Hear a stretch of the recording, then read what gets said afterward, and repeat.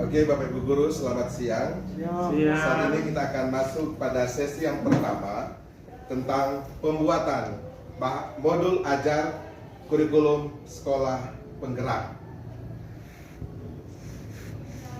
Sebelum kita masuk pada materi tentang bagaimana kita membuat modul ajar, sebelumnya kita akan mengetahui dulu pemahaman tentang modul ajar, di mana modul ajar adalah salah satu bentuk bahan ajar yang dikemas secara utuh dan sistematis, yang di dalamnya memuat seperangkat pengalaman belajar yang terencana dan didesain untuk membantu peserta didik menguasai tujuan belajar secara spesifik.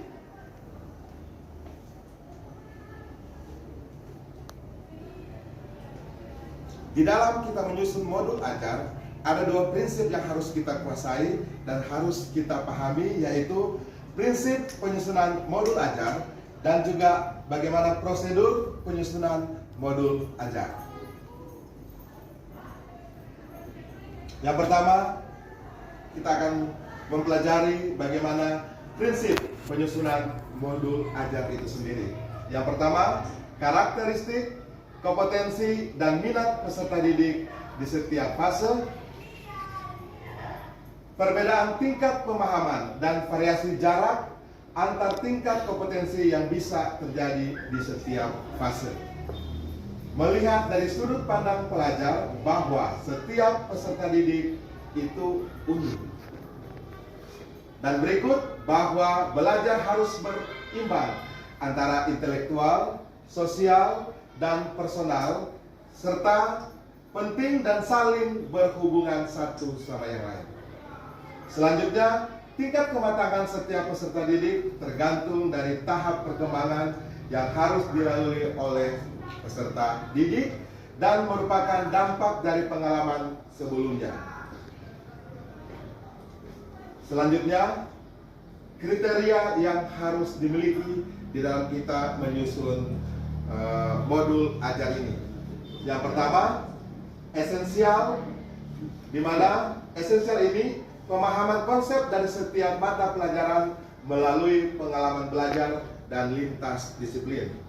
Dan yang kedua, menarik, bermakna, dan menantang, di mana di dalam menumbuhkan minat untuk belajar dan melibatkan peserta didik secara efektif dalam proses belajar, berhubungan dengan pengetahuan dan pengalaman yang dimiliki peserta didik sebelumnya, sehingga tidak terlalu kompleks namun juga tidak terlalu mudah untuk tahap penyelesaiannya.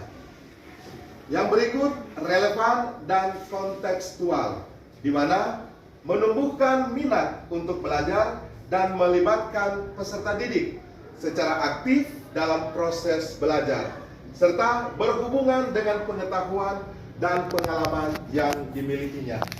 Dan yang terakhir, berkesinambungan, di mana keterkaitan alur kegiatan sebelumnya sehingga tidak terlalu kompleks pembelajaran dan sesuai dengan fase belajar peserta didik.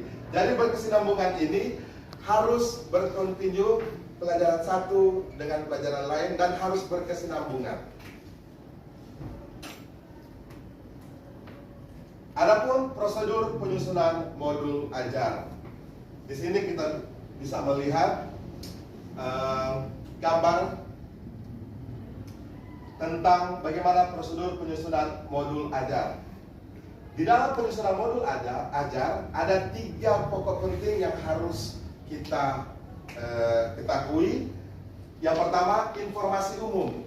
Yang kedua, kompetensi inti. Dan yang ketiga, lampiran. Di mana di dalam informasi umum terdapat indikator-indikator yang harus kita buat. Yang pertama, identitas sekolah. Jadi jelas di situ kita dari sekolah mana.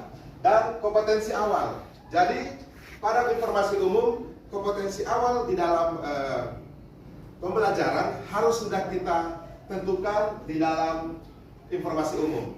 Dan yang ketiga, profil pelajar Pancasila. Yang keempat, sarana dan prasarana. Yang kelima, target peserta didik. Dan yang keenam, model pembelajaran yang digunakan. 6 item ini harus terdapat